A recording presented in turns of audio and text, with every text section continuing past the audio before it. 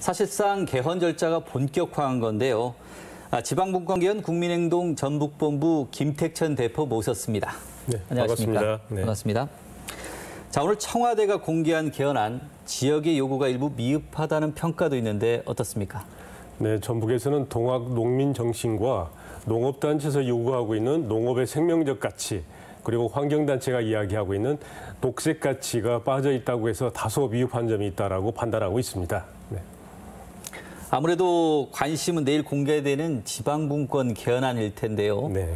쟁점은 어떤 게 있겠습니까? 농업과 관련된 정책에서도 지방분권과 관련된 정책은 전북에는 굉장히 좀 중요한 부분을 좀 차지하고 있는데요. 지방분권에서는 재정권이 따라와야 되겠습니다. 지역에서 종전에는 8대2를 가지고 있는 중앙의 재정권을 6대4까지 내려달라고 하는 재정 독립권이 있고, 그다음에 입법재정권이 있습니다. 지역을 색깔 있게 발전시키기 위해서는 지역에서 법률을 제정해서 지역에 맞는 지방시대를 만들어내야 되는데, 이런 부분이 지방분권의 중요한 사안이라고 볼 수 있겠습니다. 그 지역의 기대 일부 미흡하다고 해도 개헌이 단지 법률을 바꾸는 문제만은 아닐 것 같은데요. 지방분권 개헌이 되고 나면 그 다음에는 지방시대입니다. 지역의 책임과 관리와 운영에 따라서 지역의 색깔 있는 발전 계획을 세워야 되는데, 지역사회가 얼마만큼 지역의 책임력 있는 지방시대를 만들어내느냐라고 하는 지역사회의 사회적 합의가 필요한 지방분권의 새로운 방향이라고 볼 수 있으면 되겠습니다. 자, 개헌 일정이 구체화됐는데요. 주권자인 도민들이 어떤 자세를 가져야 되는지 한 말씀 부탁드립니다. 지방분권 개헌하면은 주민들의 삶의 질과 관련이 없다라고 생각하기가 쉽습니다.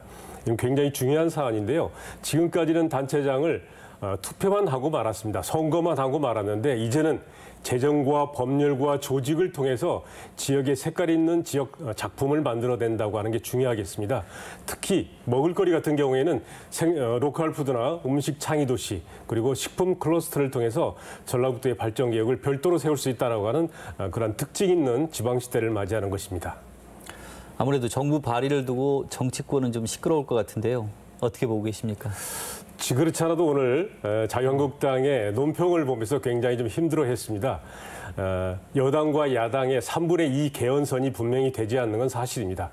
그러나 시민단체가 요구하고 있는 건 지난 대선 때 5명의 대선 후보가 국민들한테 약속했었던 지방분권 개헌을 위한 국민 약속을 지켜달라고 하는 게 우리 시민사회단체 요구이고, 정치권이 새롭게 발전해야 되고 개혁해야 되고 혁신해야 된다라고 하는 사고방식을 우리가 꼭 전달해 줘야 되겠습니다.